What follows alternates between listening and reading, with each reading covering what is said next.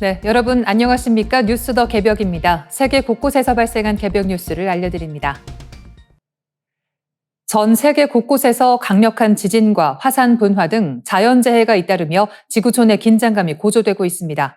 최근 며칠 사이에만 대륙과 해양을 가리지 않고 연쇄적인 강진이 발생했으며 화산이 우주에서도 관측될 만큼 강력하게 분화하여 인류의 안전을 위협하고 있습니다.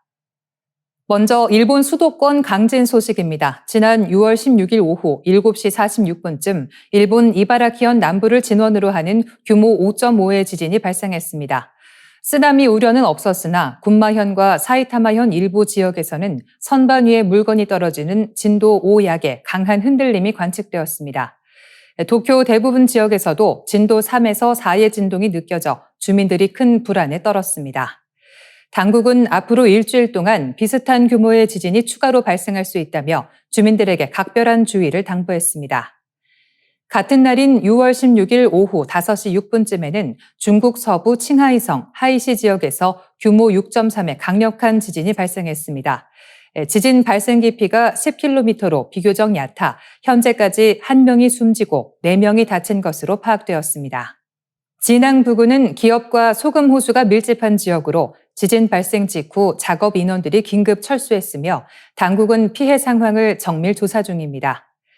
남태평양 인도네시아에서도 강진이 관측되었습니다. 한국 시간으로 6월 16일 낮 12시 27분 인도네시아 팔루 동남동쪽 47km 지역에서 규모 6.7의 강력한 지진이 발생했습니다. 지진의 발생 깊이는 10km로 파악되었으며 동남아시아 지각의 불안정한 움직임이 다시 한번 증명되었습니다. 해양에서도 지각 변동이 이어졌습니다. 6월 18일 오전 3시 56분에는 대서양 중앙해령의 바다 한가운데에서 규모 6.6의 강진이 발생했습니다.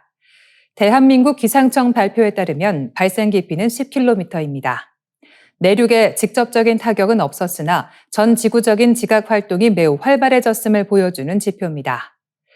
마지막으로 태평양의 활화산 분화 소식입니다. 하와이 킬라우에아 화산이 지난 6월 14일 또다시 분화했습니다. 이번 분화는 우주에서도 생생하게 포착될 만큼 파괴적이었습니다. 미국 항공우주국의 기상위성 영상에 따르면 고온의 용암이 최고 210m 높이까지 거세게 치솟았으며 화산재 기둥이 약 7,600m 높이까지 치솟았습니다. 이번 분화는 약 7시간 30분 동안 이어졌으며 분화구 내부에서 3차례의 지진이 동반되어 과학계가 예의주시하고 있습니다. 영국 런던 서부의 한 상습 침수 지역이 콘크리트 구조물 대신 비버를 도입해 홍수 문제를 해결하면서 주목받고 있습니다.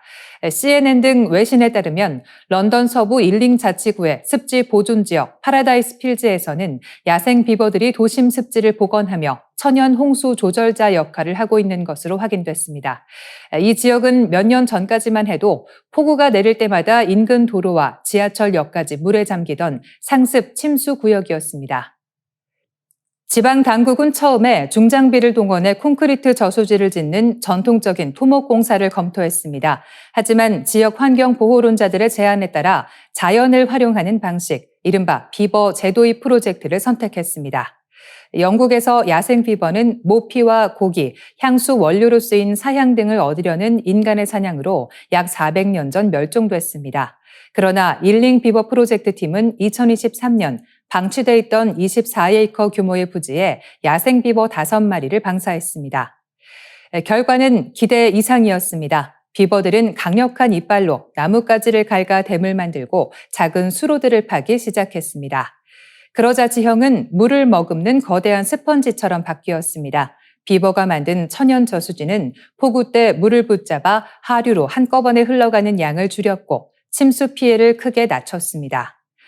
프로젝트를 이끄는 션 매코맥은 비버를 방사한 뒤 두 번째 겨울이 되자 이 지역에서 10년 만에 처음으로 홍수 피해가 전혀 발생하지 않았다고 밝혔습니다. 비버의 효과는 홍수 예방에만 그치지 않았습니다. 새로 조성된 습지는 가뭄 때 주변 토양에 수분을 공급하고 산불 확산을 막는 자연 방화벽 역할도 할 수 있습니다. 또 새와 나비, 박쥐, 민물새우, 물고기 등 다양한 생물이 다시 찾아오면서 생태계도 빠르게 회복되고 있습니다. 올 봄에는 새끼 비버까지 태어나 현재 개체 수는 8마리 이상으로 늘었습니다.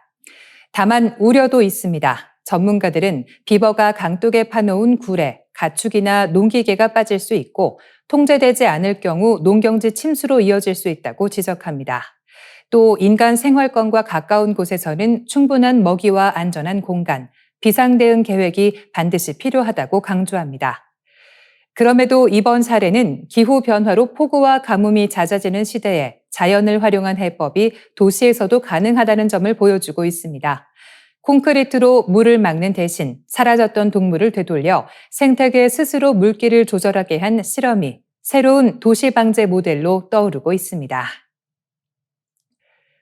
인도양의 깊은 바다에서 일어나는 거대한 파동이 중국 양쯔강 유역의 여름철 대홍수와 연결돼 있다는 연구 결과가 나왔습니다. 더 나아가 이 현상이 우리나라 서해와 제주 연안 생태계에도 영향을 줄 수 있다는 분석입니다. 한국해양과학기술원 강동진 박사 연구팀은 서울대, 미국 해양대기청, 인도 열대기상연구소와 함께 최근 30여 년간 양쯔강 유역에서 여름철 대홍수가 잦아진 원인을 추적했습니다. 연구팀은 1960년부터 65년 동안 축적된 양쯔강 유량 자료와 해양, 대기 관측 자료를 분석한 결과 인도양 심층에서 발생하는 로스비 파동이 동아시아 강수 패턴에 큰 영향을 준다는 사실을 확인했습니다. 로스비 파동은 지구 자전의 영향으로 생기는 거대한 해양 파동입니다. 이 파동이 인도양을 지나가면서 차가운 심층 해수가 수면으로 올라오는 현상을 억제하고 그 결과 인도양 남서부 바닷물 온도가 비정상적으로 높아집니다. 따뜻해진 바다는 대기를 데우고 이는 북태평양 아열대 고기압을 강하게 만듭니다. 이렇게 강화된 고기압은 많은 양의 수증기를 중국 내륙으로 밀어넣어 양쯔강 유역의 집중호우와 홍수를 유발한다는 설명입니다. 연구진은 특히 로스비 파동의 이동속도 변화에 주목했습니다. 분석 결과 이 파동의 이동속도는 과거보다 약 70% 빨라졌습니다. 이 때문에 인도양 수온이 오르는 시기와 동아시아 장마철이 더 정확히 맞물리게 됐고 홍수 발생 가능성도 커졌다는 것입니다. 실제로 양쯔강 유역의 대규모 여름 홍수는 1960년대부터 1980년대까지 5차례였지만 1990년대 이후에는 11차례로 크게 늘었습니다. 특히 2010년 이후에는 2019년을 제외하고 대규모 홍수가 모두 짝수해에 발생하며 약 2년 주기의 반복 현상도 뚜렷해졌습니다. 이번 연구는 중국 홍수 문제에만 머물지 않습니다. 양쯔강에서 바다로 흘러나온 막대한 담수는 서해와 제주 해역까지 퍼지며 저염수대를 만들 수 있습니다. 저염수는 전복과 소라 같은 정착성 해양 생물이 몸속 염분 균형을 유지하기 어렵게 만들어 집단 폐사를 일으킬 수 있습니다. 특히 저염수와 고수온이 동시에 나타나면 피해는 더 커질 수 있습니다.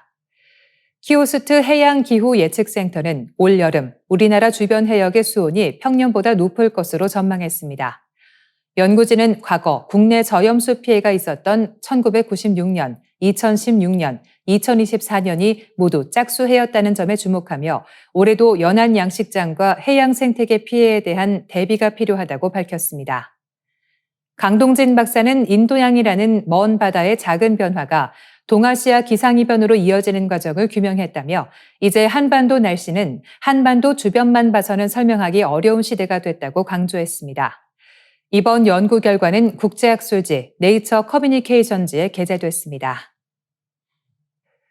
중국 로켓군 창설 60주년을 앞두고 중국과 미국이 인도 태평양 지역에서 미사일 전력 과시에 나서고 있습니다. 중국 중앙방송 CCTV는 6월 20일 군사 프로그램을 통해 극초음속 탄도미사일 둥펑 17의 발사 훈련 영상을 처음으로 공개했습니다.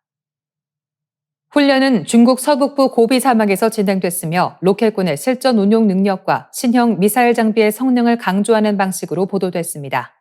중국 로켓군은 과거 제2포병으로 불렸던 핵 미사일 전력 운용 부대입니다.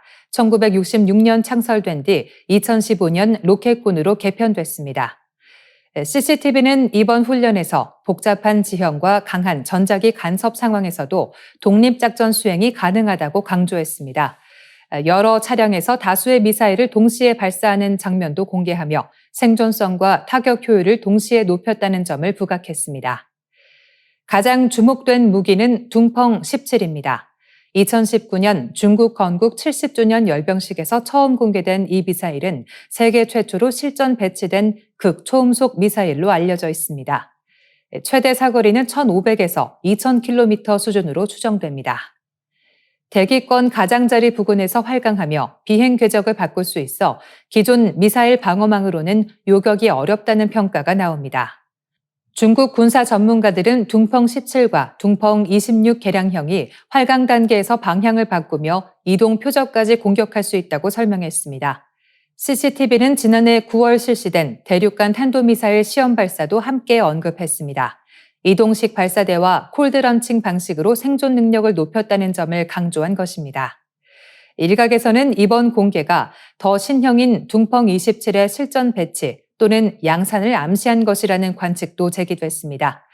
이에 맞서 미국은 일본 규슈 남부 가고시마현 가노야 해상자위대 기지에 중거리 미사일 발사 체계인 타이폰을 배치합니다.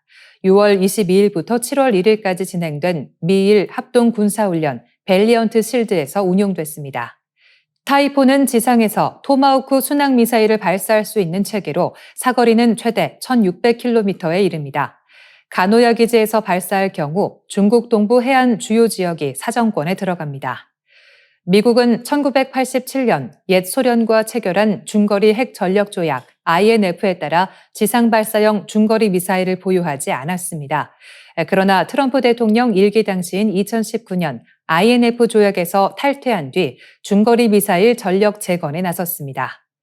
반면 중국은 조약의 제약을 받지 않아 중거리 미사일 전력을 빠르게 늘려왔습니다. 일본 측은 이번 타이폰 배치가 상시 배치가 아니라 훈련 목적의 일시 배치라고 설명하고 있습니다.